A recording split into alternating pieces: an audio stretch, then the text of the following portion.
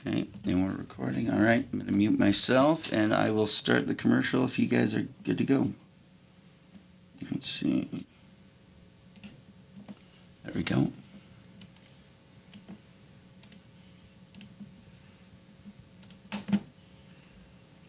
Somber mood in the studio tonight. All right. Tired. Support for Wrong About Everything comes from Minnesota's credit unions. Credit unions are locally based, member-owned financial cooperatives that return earnings to members through higher savings rates, lower loan rates, and reduced fees. Visit mncun.org for more information.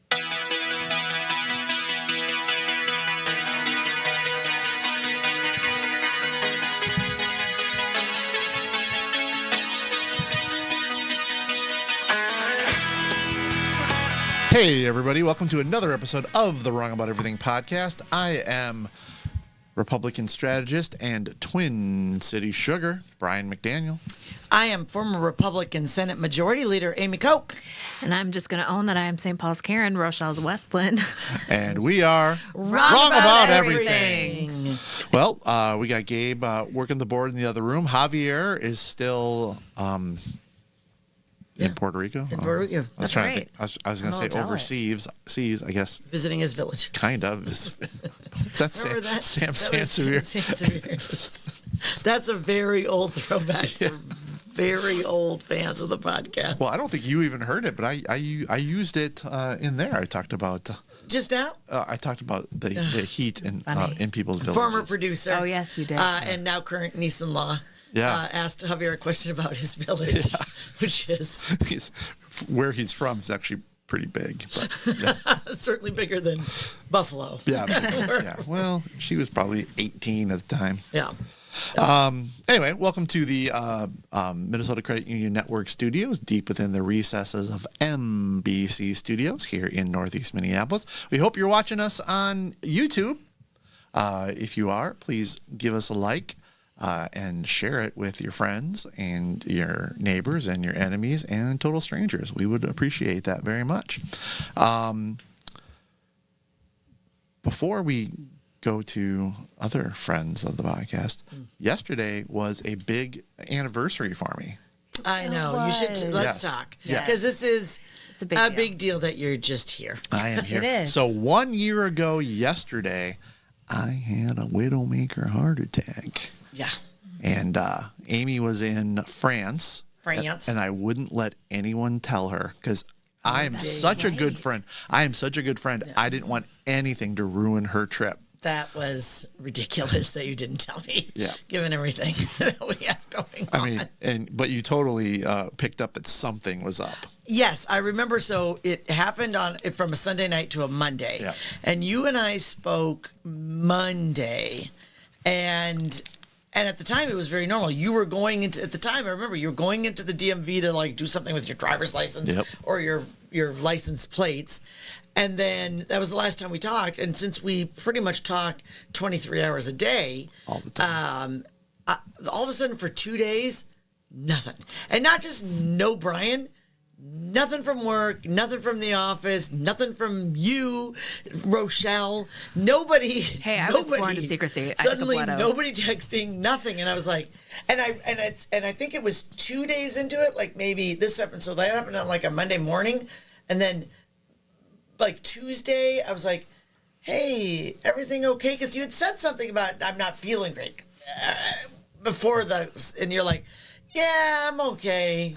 That was it. And I was like, okay, he says he's okay, so he must be. He was okay enough to threaten us all to not talk to you. So Yeah, I we guess. had that going on. Yeah, so, I mean, you got a lot of news on this. I drew a lot of attention to important. heart health because it is incredibly important. Yeah, the Star Tribune did an article on me because I'm the first person that ever had a heart attack.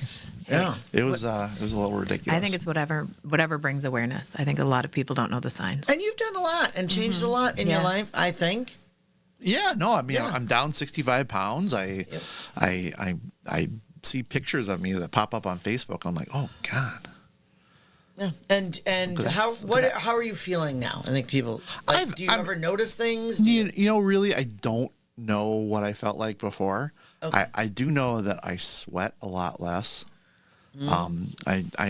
Sometimes I'll do something and then I'll think, well, how did I do that 65 pounds heavier? So obviously I have to feel better. I do feel like I walk a little different. And when I sit, my legs, like where they naturally go when I cross my legs, is different, which I think is odd. Because I noticed that, I've never sat this way in my whole life, and now this is where my legs go. Because I'm at my high school weight, which of course just means I was fat in high school. But it's something. I'm totally off of insulin. Oh wow! So the health effects have been tremendous. So everybody, I appreciate that people, when I put a Facebook post out, they were very kind about not wanting me dead. Oh man, look at that guy. Oh, there's you. That's Oh my amazing. gosh. Gabe, if you would have told me that was Corey Adam, I would have believed it. And I don't know if that's a compliment to either of us. No, I don't think so. Yeah, interesting. All right. Well, anyway, thank you everybody for being glad I'm not dead. Yeah, I'm glad you're not dead. Though glad you're not dead. the Cubs have been playing bad enough lately that I wish killing ya. I wish I were. Killing you. They're killing Or us. all of them. So, but if you're going to kill somebody, contact our friends at Bradshaw and Bryant. Well, or don't would be. Well, we're not condoning it. We're just saying, if you do that, give them a call. Their entire team of attorneys and staff is dedicated to providing the legal advice you need, combined with the service and personal attention you deserve. If you have questions about how they can assist you with a personal injury, wrongful death, or criminal defense matter, do not hesitate to contact them. Consultations are free. Please contact them at 800-770-7008 or at minnesotapersonalinjury.com. Well, Let's not kill people. we're not Okay. gonna. Well, I'm too cute for jail, so. Okay. I don't know how to Moving answer on. that. Anyway, well, we have Rochelle on for a very specific purpose. We actually have a couple of things on the agenda today that she has a unique perspective on, and one of the things that I'm willing to bet that people outside of the political world and outside of the healthcare world probably know very little about.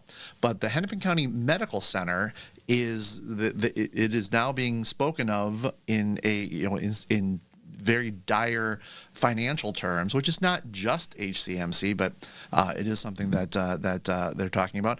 And the Hennepin County Board, and for those of you who maybe don't live here, Hennepin County is the county that Minneapolis is in. It's the largest county in the state, unsurprisingly. And so the Hennepin County Medical Center, this is kind of a big deal. So the governance of HCMC is quite probably changing now, and I think it deserves a little bit of our attention. So, Rochelle, what is going on? Well, I mean, I think you're giving me a little more credit for knowing all the inside, but I do think that it's something that's really interesting to talk about.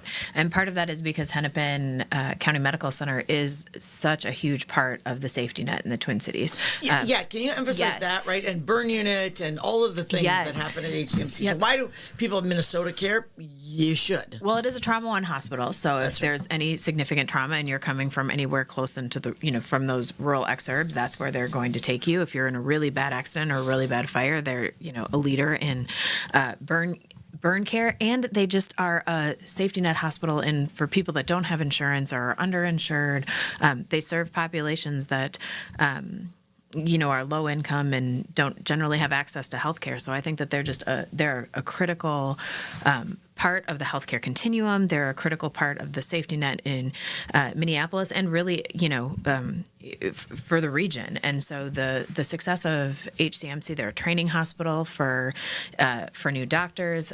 They do a lot of really good work in the community. And so I think they're the health of the hospital is important to important to the region. Yep, important to the region, and not just the community that surrounds it, but it's a regional space. Well, because if something were to happen to that, and it wouldn't just be Abbott Northwestern, which is reasonably close. I mean, the people who need the care are gonna have to go somewhere, which means you are then now overburdening, these, whether it's regions The or rest whether of it's, the system yeah, the rest that of is the systems. already. Well, and we talk about that all the time, right? Or we hear about that all the time at the Capitol, that there's, significant, access issues. We have staffing issues. We have, how many beds are available. We saw that a lot during COVID. Remember during COVID when we were hearing like the bed counts bed every day? counts every day. And so, every hospital, whether you're in a rural community or whether you're in the metro, is a really, significant and important part of the community. So, the shift of ownership or Yeah, because I thought Hennepin managing? County owned Hennepin County ran Yeah. Hennepin County Medical Center. Not true. well, I went into a little dive today, which I Okay, thought good. which is interesting. So it Our starts- listeners are just the nerds to understand just to this. understand this. Yep. So, well, I mean, and it's stuff that I didn't No know. offense. So, by insider information, this is Google today.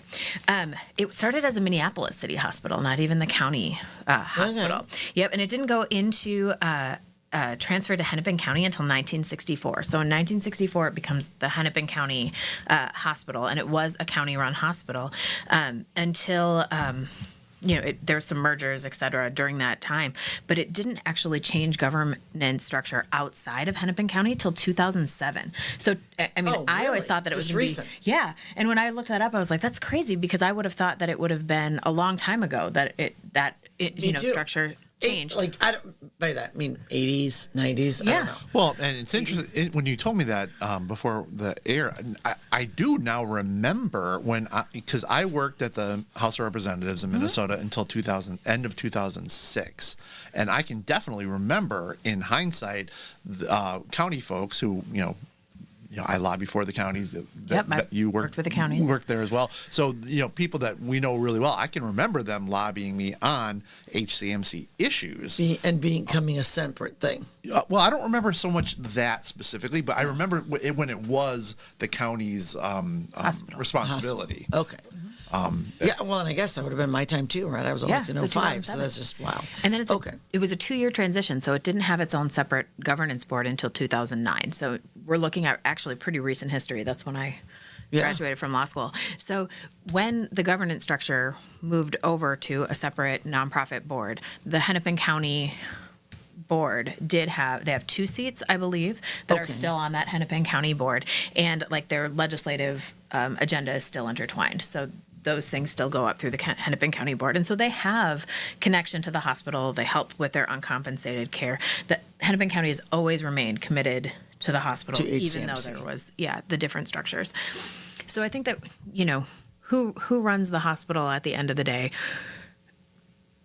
I don't know that I have a solid opinion on where the governance structure should land. But what I do know is we've seen HCMC, like so many hospitals in Minnesota right now, that are really struggling with financing. And you're hearing that over and over and over again. We've seen hospital closures in greater Minnesota. And so I think that when we're looking at this, what is the holistic picture that we're looking at when we're discussing how hospitals are financed, how we're dealing with Medicaid, the Medicaid cuts that are coming from the federal level? Like, all of these pieces are going to come into the financial stability and safety of But hospitals all over. what is contributing to it? Is it is it people coming in without insurance? Is it not being able to bill insurance enough? Is it high numbers of Medicare because of the silver tsunami? Like, what is going on with the hospitals? Okay, so just very Or clear, in I do general. not speak for the hospitals. Yeah, so yeah, just yeah. checking that box. But I mean, I think that if you spend time at the Capitol and listen to the stories that are happening, we see people that are coming into with mental health crisis, and they're stuck in hospital beds that don't necessarily meet hospital criteria, but don't have a community placement that they can go into. So we're seeing beds that are being used inappropriately. We're seeing clogs in those systems of how they run. I think that you see that in the counties too when they're talking about some of those spaces.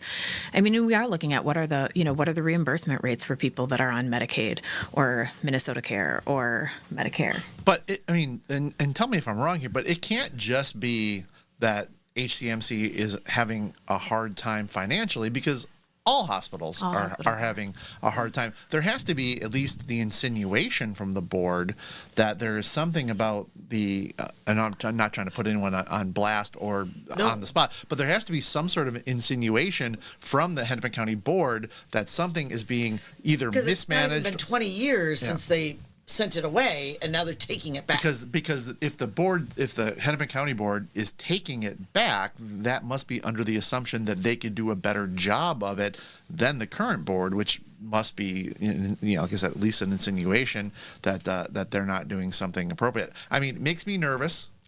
Consolidation of power a little bit. It makes me wonder how much time and attention will the board be able to give something as massive as HCMC, but I think we're going to have to see how this all plays out. Well, and I think that there's an interesting opportunity here because in Hennepin, you have Hennepin Health, the health plan. You have Hennepin Healthcare, now the hospital. You have Hennepin Health and Human Services, which is the public health department, the SUD, the mental health section. All of those departments now are under one system. So from an integrated health perspective, there's a lot of different things that can be done. And in other states, we've seen examples of where this has really helped drive better outcomes for population health. So I do agree that it is a wait and see. I don't know the politics of, what insinuations are there for what and for whom, but I do think that there's some interesting opportunities that can happen in Hennepin County as a result. Well, it's a good thing for people to finally know what their county boards do. So pay attention. Right. And I'm not saying that they don't do anything. I know for a fact they do a lot of stuff. We love No, I the know. counties. The We problem love is- the counties. But this is something that will highlight to people why it is important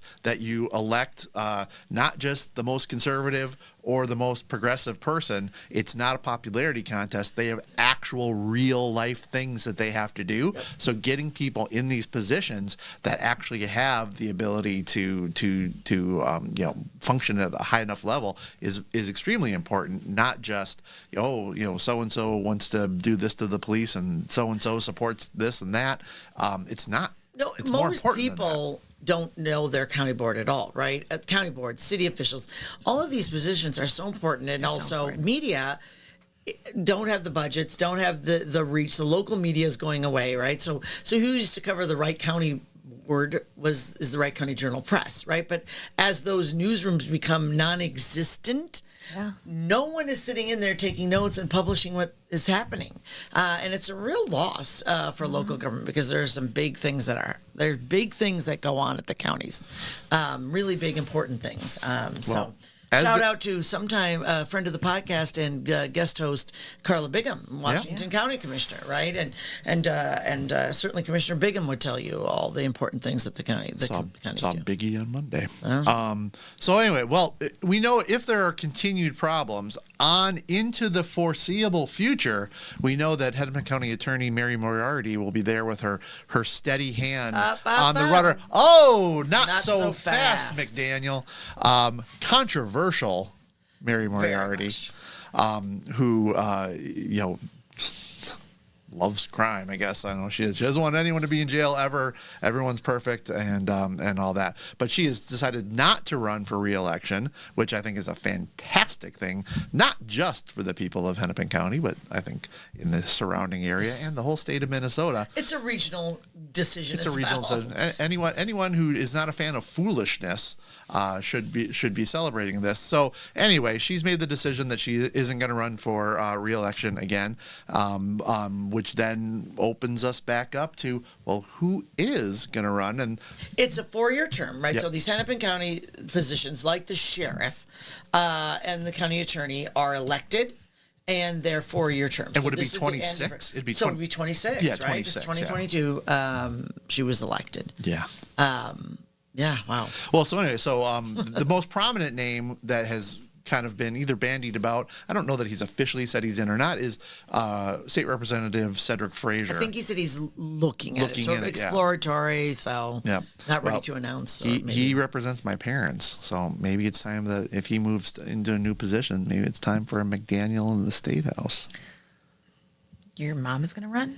Yeah, we probably don't want to do that. Do we want to do What? that? Do we want to do that? No. Well, when we were in Illinois, before we moved, she was contemplating a little bit of a Mother McDaniel was yeah. political? Yeah, so I don't think she'd be interested in this at all, nor would she be in line for it.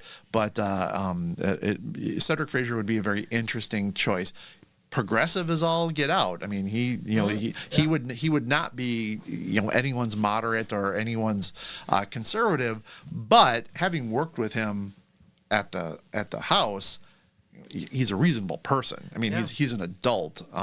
So it'd be interesting to see how that goes. There will be obviously lots of people that throw their name in the ring. Anytime you get an empty seat like this, right? Yep. It's sort of like an open field. Our friend Abu Amara, I've heard his name.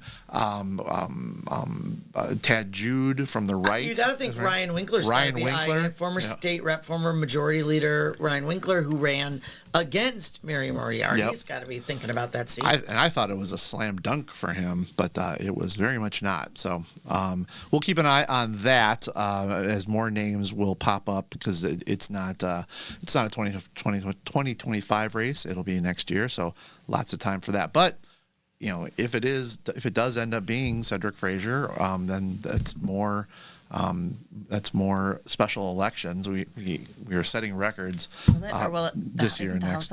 Isn't the House up next year? Well, everyone would be, but I suppose he wouldn't have to leave. No. But anyway, so speaking of the specials, so in the Melissa Hortman seat, XP Lee won the primary, and he is a Brooklyn Park City Council person, correct? Correct. And was the favorite. Yeah. Really kind of cleared the field. A lot of folks that had announced they were running or were thinking about running then did not. And so it is. It's very, very, very likely. This is a DFL district that he's going to be the next state rep from the district, and so the primary took place last night, September 16th. Is the general election in that special election. The other two special elections for the Woodbury seat and for the Buffalo seat are taking place during the general election for when all the municipal races are taking place in November. But this is a special election that will take place in September. So we'll have that seat filled in about a little over a month. Yeah, and XP Lee will be the Democrat.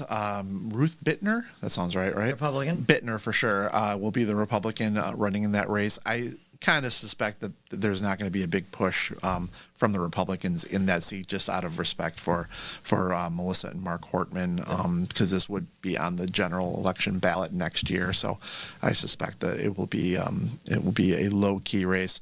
In Woodbury, we had a decision of sorts. So that is a lean blue seat that has gotten bluer. For sure. It used to be a lean red 10 years ago. Well, not so much. I got stories on how that happened. But Representative Amanda Hemmingson Yeager got the DFL endorsement over the other state representative in the Senate district, Ethan Cha. And it's my understanding from Susan Kent that they asked Hemmingson Yeager and Cha before the voting that would they stay in the race, and Hemmingson Yeager said that she would not if she didn't get endorsed. Cha said, I think he said he would. Oh, but that's interesting. Spicy. And if I'm wrong on that, I apologize, but I'm pretty sure that Susan Kent, the former senator from that area, tweeted that out. So obviously, his opinion can change on that. But if that happens, that'll be interesting. But then that would mean. So what that means for folks is that there would then be, if Representative Ethan Cha does not abide by the endorsement, and there is no, by the way, there's no law that says you have to. No. We've talked about endorsements before. This is just the party stamp. The party faithful do not like folks that run against their endorsement. We can have debates about that, which we're not going to have here. But then there will be a primary in September for both this seat and the Wright County seat. And in Wright County, there will be a primary because they actually held the endorsement for the Republicans the day before the filing closed. And so they had the endorsement and they have an endorsed candidate, and then somebody else signed up to run the day after, as would there be. So there'll be a primary there. That's happening in September. That's Michael Holmstrom. Holmstrom won the endorsement there. Yeah, he got the Republican nod. But there will be another Republican that's running against him for the. Yep. So interesting. So we have not not only do we have the darling of HCMC here, Rochelle Westland, but we also have St. Paul's Karen, because there were goings on in St. Paul this week. with the Ward 4 City Council election, and this was to replace Mitra Jali, who's been on this program before, and Molly Coleman is who took that for Ward 4. And St. Paul, it used to be keep St. Paul boring.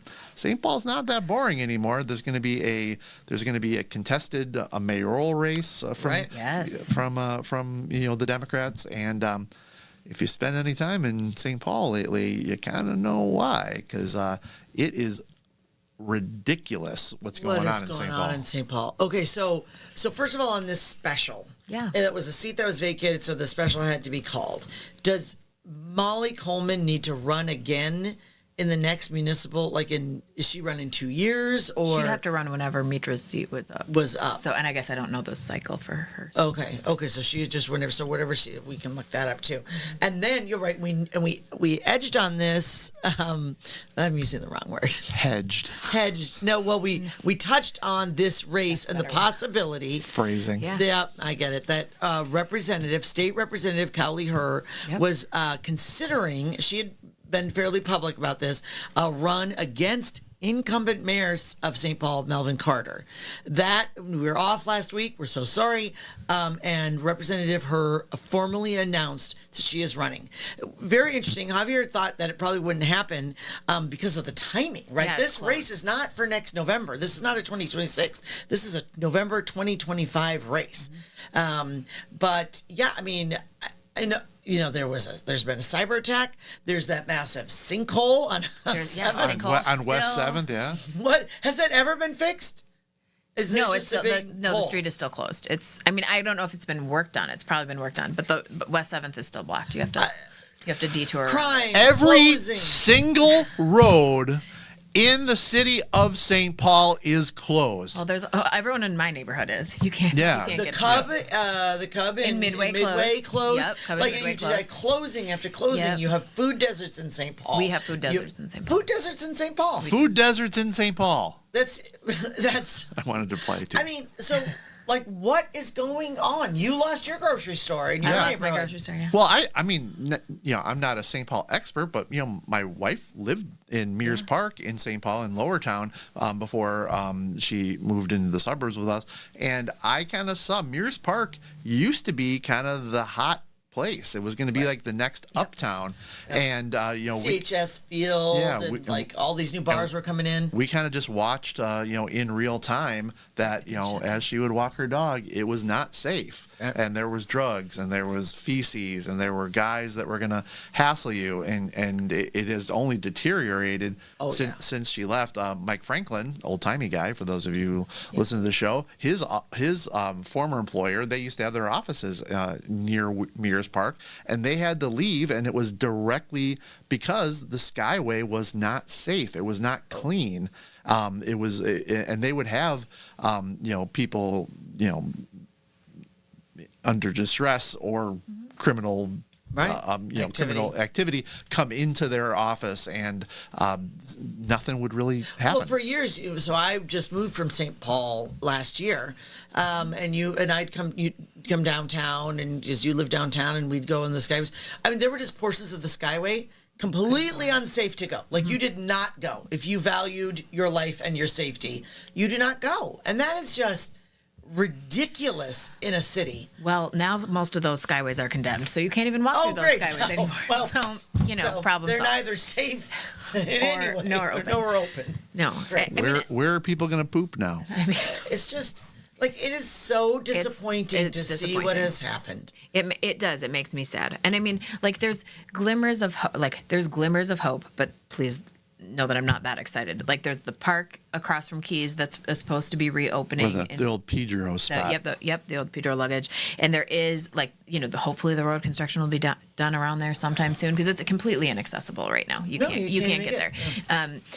But, I think I was reading about Molly Coleman, and, she's a St. Paul girl, born and raised in Midway. So, I feel like in St. Paul we love a homegrown person, people that understand St. Paul. So I really am hopeful, but it really does come down where there needs to be development in the downtown core, and we've lost it all. Half of it's in receivership, it feels like. And I remember going to recently a community meeting, and they're like, "Oh, but don't worry, we're going to change Fifth Avenue into a walkable street like Nicollet, and this is what's going to solve everything." And I'm like, 20 years ago, you said the same thing about Wabasha, which is still not a walkable space. So, I mean, I don't know what the plan is. I've been told that they've brought in people that have helped turn around like St. Louis and Detroit. So hopefully there's, something that is coming in. But from a leadership perspective, from a city council perspective, I mean, I think that they're just facing some really difficult challenges in St. Paul, and we haven't come up with, solutions. I feel like I've been complaining about the downfall of St. Paul for the last 6 years, and I don't know that my neighborhood is getting better. Well, I think for most of the pandemic and the controversy seemed to just be in Minneapolis. Whether it was Mayor Betsy Hodges or Mayor Jacob Frey, they would have a lot of challenges. There would be multiple people, in the primaries and in the generals, and there was also a lot of criticism of the cities, from the right and the left or whatever you're going to see. But St. Paul kind of skated by. A lot of people weren't paying attention to St. Paul. Melvin Carter, the mayor of St. Paul, who's still really well liked. He's well liked, and he was not attacked at all the way that Jacob Frey has been attacked. The city council, I can remember back when Minneapolis was super liberal, and that St. Paul was kind of conservative, at least a conservative Democrat area, blue collar area, and how they've elected people on the city council has definitely gone much more Minneapolis style with the progressives that are on the case. So, but they've been able to operate without the sunshine and the spotlight that Minneapolis does. And I think that some of those chickens are coming home to roost now. And because there's no other reason for Representative Herr to want to run for mayor, but for legit, honest to God problems that are plaguing the city. Right. I don't know that she'll win or not. She's a seated state rep. She can hold her seat for a very long time. She's currently a chair, and she just obviously feels very strongly that something has gone awry, and her neighbors and friends have been encouraging her to run. Maybe that's it. I think it's important. If whatever the outcome, there needs to be a reckoning for this city council, and frankly for Mayor Carter. Well, I think that it is about bringing it to light, too. We hear about Minneapolis all the time. And let's be honest, St. Paul is often the forgotten city where, people don't talk about St. Paul. They don't come to St. Paul, and keep St. Paul boring. We kind of like it that way. But, how do you elevate what is going on in St. Paul so that those issues can really be addressed? Because they're not being. Since the pandemic, we have watched it just really, it was already degrading, and it has just gone downhill and downhill and downhill with seemingly no end. We are thinking, well, it can't get much worse from here. I know, I say that a lot. Right? Then, you can't even get the roads plowed. It was just ridiculous. You can't get the roads That's the nice plowed. part of St. Paul problem. In my neighborhood, the roads get plowed, but we have different issues. Who has been able to drive on a road near your place? True. You're right. You're right. There's no driving possible. in my neighborhood. There is no driving in your possible. neighborhood. It is like 4 blocks. It's all completely done. Gotta buy a bike if you're. I have, Well, I mean, if I want to come see you, that's why I never come see you. Don't want to ride a bike. There's nowhere to put it. Let's stop right there. Anyway, let's jump to federal things because kind of like HCMC over the weekend, there was all this talk about what Trump is doing in D.C. and I was a little bit befuddled, not really understanding. I've been able to look at it since then, but this.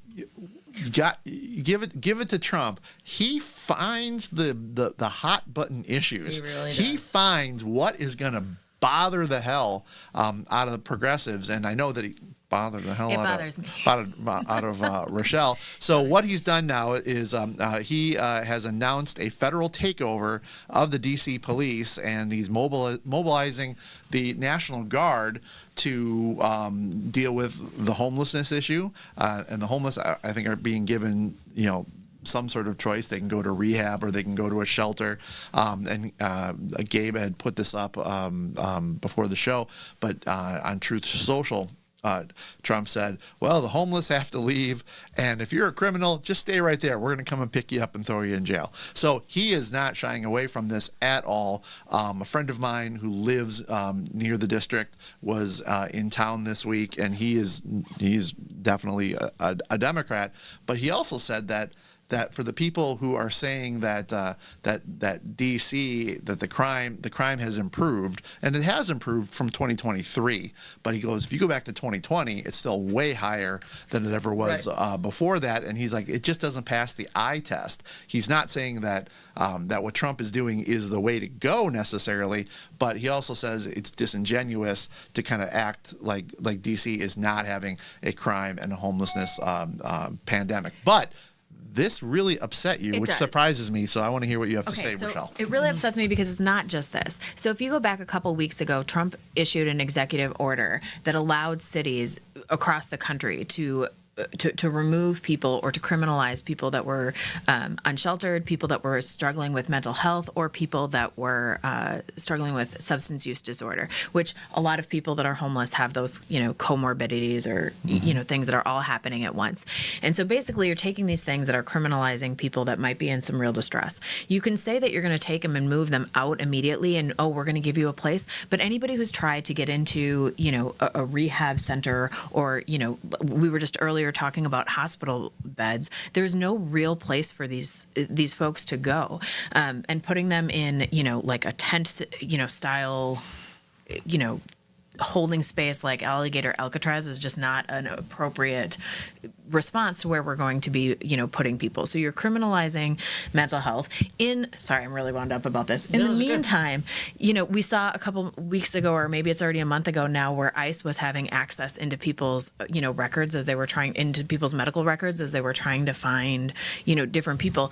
And it was a short period of time, but like, we're going to give federal agency insight into health records. Where does this stop? Does this mean that anybody who's ever been on an antidepressant, anybody who's, it makes it so that people aren't going to access care or access needed care to address, mental health issues, to address SUD issues? And where do we end up as a country, when that happens? Because if you go with untreated mental illness or untreated SUD, that's when people end up in my neighborhood, when they're, struggling being unsheltered and they can't have a place, and we don't have those places. We're just creating a different cycle, and we're not actually solving any problems other than we're just going to move people from one space to another without actually getting them help, and it just makes me really mad. Sorry, wound up.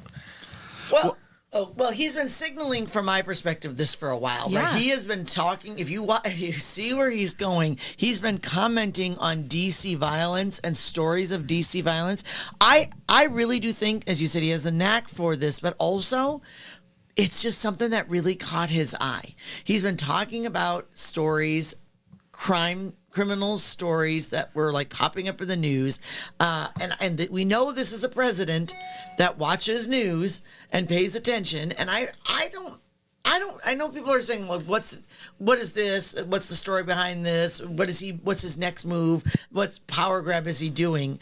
I honestly think he's been watching what's going on and just like getting very exercised about it. And he is a nearly 80-year-old man who just decides, well, I can do this. Literally get off my lawn. Literally get off my lawn. Well, and I'm not making light of it at all. No, but I'm not either. But I think that's what happened. Yeah, but also I think that as much as the what is happening, the issue is by whom, because finding ways to get unhoused people into rehab, into shelters, that is a laudable goal that we, the three of us, actually work on here in the state of Minnesota. It's that there's definitely a lack of compassion, because not everyone is a criminal. These are people that are in a lot of mental health distress, and it's Trump. So there isn't any kind of guarantee that this has been fully thought through all the way, and it's a little bit of a ready, shoot, aim. We'll see how this goes. I mean, because as my DC friend says, you can't say that there's not a real crisis going on now. this can't be the long-term solution, but does it get people help, or is this just another power grab and a show pony for the people who don't like inner city folks? SC's cut all Medicaid and put on work requirements, so people that are struggling with these issues are going to even have a harder time getting health insurance, which means they're further not going to have a place. Well, you said that they're coming to your neighborhood, so evidently they can buy bikes. they get to my house. They get some. Come on, let me just hug we you know up. it's not okay. on the roads. All right. Well, we're going to keep an eye on this. Gabe, this is something that kind of caught your fancy as well. Is there anything that you want to throw in go ahead, before we move on? Oh, no. I was just truly curious. It's a great issue for him to pick on, because I think anyone who lives in a city, it is confusing how widespread and persistent the homeless encampment thing has become. Yeah. And I've never heard a definitive answer from anyone of what, why now? Like, why has this become so, I don't know, prevalent? Well, I mean, there are obviously lots of reasons. I think that certainly there's just more of a mental health crisis than there was before. I think that there isn't space to hold some of the people that are on the street now that maybe need longer, more intense care, and the population is aging as well. I mean, the Silver Tsunami is leading. Catholic Charities runs a homeless elders plan, and that is something that's happening, and we have more veterans than we had in a couple decades past. So I feel like we have more mental illness awareness and treatment of it than ever. I don't know. I'm not refuting you. I'm just saying No. that's why it's confusing. Has there been a big shelter that's closed? Is there? You know what I mean? In DC or in Minnesota? Yeah, I guess in Minnesota is what I'm talking about. I mean, not one that comes to mind. The big one that I'm aware of in St. Paul has not, certainly, but also, fentanyl. The fentanyl epidemic that's going on right now is also something where, even if there's an opportunity to make good choices, the fentanyl and the heroin and the meth that are running through a lot of these tent cities is just making already desperate people's lives worse and worse and worse. For sure. Are police more tolerant of it than what they used to?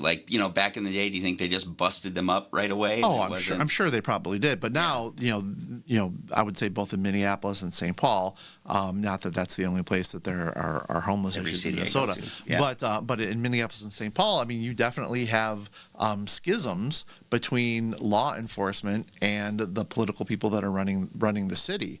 And I think that puts the police in a terrible position, because they not to say that some of them haven't done bad things, because we all know that they have, but they're not sure that they have the support of the political structure. So how far can you go? And a lot of times they are waiting to be deployed. They kind of don't have the autonomy to work on it themselves. So that's not changing anytime soon.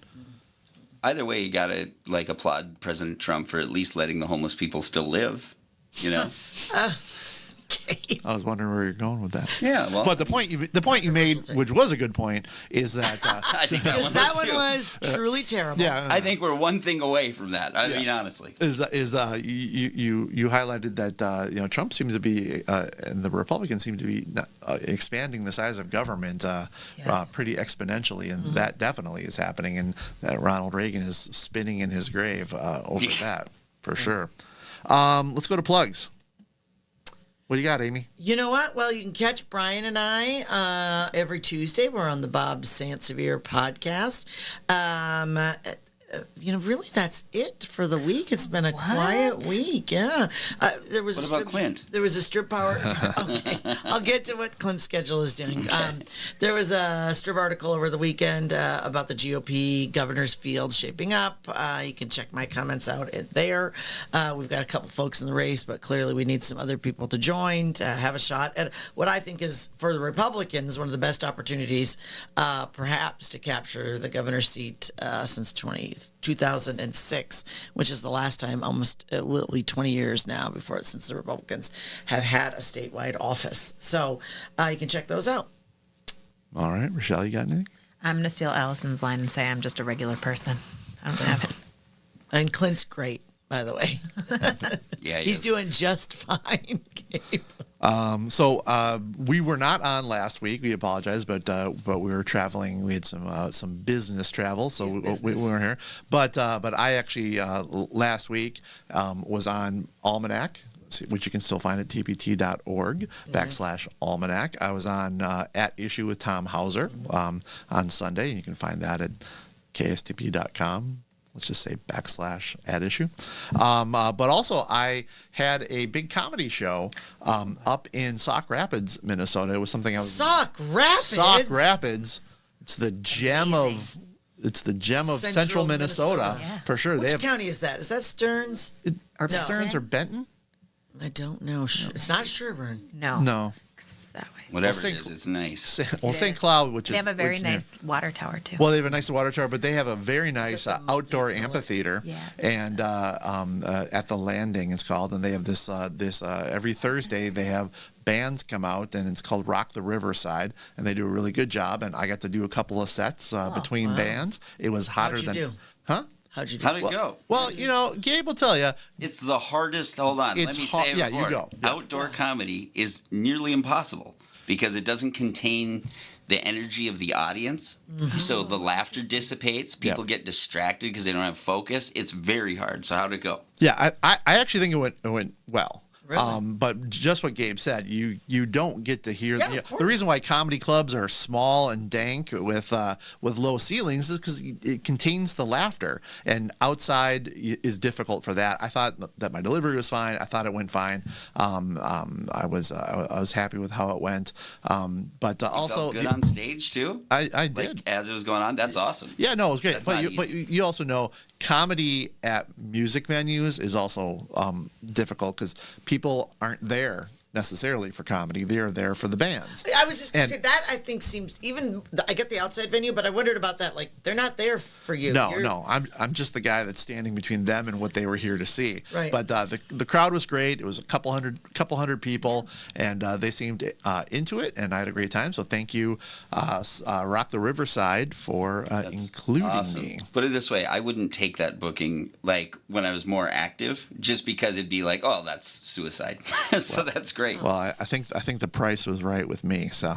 Well, you survived Sauk Rapids and a heart attack. This Yep. I know. Yep. Big Yay. day, Yep. Yes. But we did find out that Sauk Rapids is very far from Lakeville, Oh, I yes. bet. which Yeah, is so fun all on the way up, outside. but on the way back, it Like, was oh, it was something. Anyway, let's go to Spanx and Thanks. You guys Okay. got, yeah. I'll start.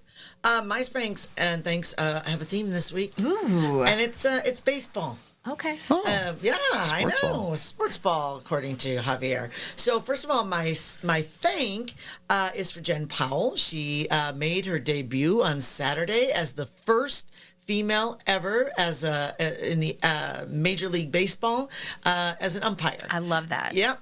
She's number 96. It was a Braves Marlin game, Okay. a doubleheader, and now her cap will reside in the Baseball Hall of Fame. So, yay! Thanks Yes. to her.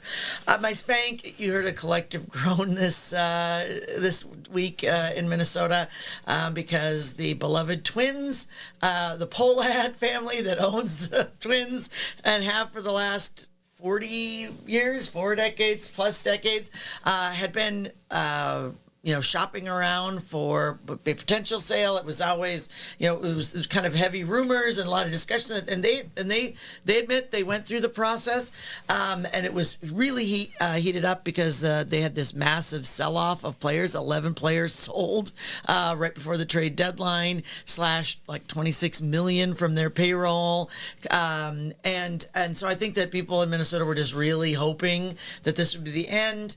But the Pohlads came out with an announcement in a letter that said, over the next several months, we explored a wide range of potential investment and ownership opportunities. Our focus throughout this has been on what's best for the long-term future of the Twins We have been fully open to all possibilities, and after a detailed and robust process, our family will remain the principal owner of the Minnesota Twins. Ooh, yeah, and I blame AI. You Yeah. spanked. Twins Twitter is losing their mind. They are And losing They their are mind. beside themselves, inconsolable. Now the Pohlads, way back when, the Pohlads saved the Minnesota Twins. They won a couple of World Series and, Right. and all that. But then But what have they done for us lately? they have killed the team, is what They they've done. have Didn't they killed try the to team. contract it though too, like in the late Yeah. '90s or send to Milwaukee or Yeah. something? Well, I think they were Or like not they were like looking like at Charlotte or something like Yeah. that. Yeah, but the Twins almost went away, though. At that time, it seemed like they were just trying to pressure. I love people. this last line. We see and hear the passion from our partners, the community and Twins fans. That passion inspires us. Oh, does it now? All right, Pohlads, come on. You know what? Keep the team, and then do something with it. Do good things with it. Well, I could Yes, be wrong, but I believe I remember hearing that even though Minnesota, the Twin Cities, is considered a small market for baseball, but that at one point in time, Carl Pohlad, who has since passed away, that Carl Pohlad was the wealthiest individual owner at one point in time. So the money was there to use it. Well, and you built think right now Target they're eighth. Field with the idea of like this team is going to go places. Now Target Field has been almost 20 years since it was approved by the legislature. Wow. Yeah. Right. I was almost staffed when we 20. did That's that. how that now the stadium's getting old, right? It's still a beautiful facility, but like that was part of the like we're going to add value to this team, we're going to build this team, and this new stadium is what we need. I think the stadium's fine. It is. It's a nice stadium. It's a nice stadium, but I'm just saying don't it's need been another 20 years. I just think when we keep on throwing out a lot of numbers that are making me feel real old Okay, today, guys. all right. Sorry. Sorry. 2007 Anyway. was kind of far away. Pohlads, Pohlads 20 years ago. All right. Jen Paul. Ro. All right. Well, that jogged my memory that I'll add to, I think, is the Vikings now have male cheerleaders, guys. And Yes, I know they that do. is a controversial take, but I am loving it.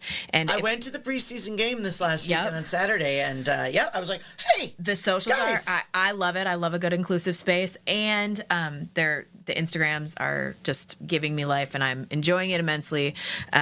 And now- also controversial though. I know. That's why I said it's a controversial take. So I will stand on this as a thank to the Vikings cheerleading squad. But also, I think that this means that we are more than in time for a girl on snare on the goal line. But there are many other NFL teams that have male like cheerleaders, that, I and know. like college cheerleading has had dudes since like my mom was in high Well, school. George W. Bush was a cheerleader Yeah. at I don't Yale. understand exactly what the hubbub is. Well, It's not I even mean, they're first very- in the NFL, right? It's somebody said the I think Buccaneers that some people consider like throwing flyers up in the air different than prancing around out there on their own. But why do you care? Don't watch. There's like 12 of them. There's anyway. I don't go. If, I don't go to watch if you're those. there for the cheerleaders, well, then you're there for the wrong thing because you're supposed to be watching Well, football. it's not always great football. Yeah.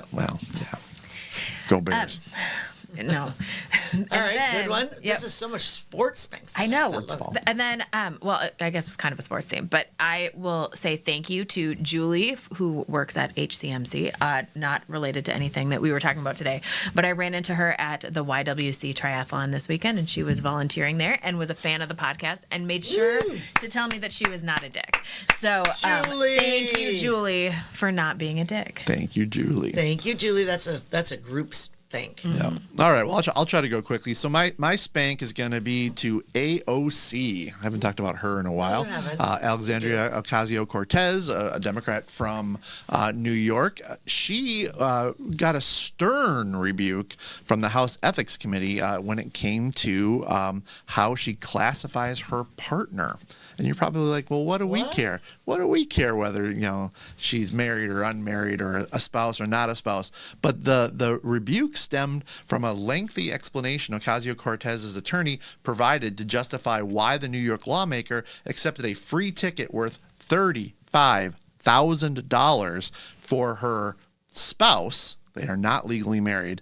To go to I think it was the Met Gala or something like that.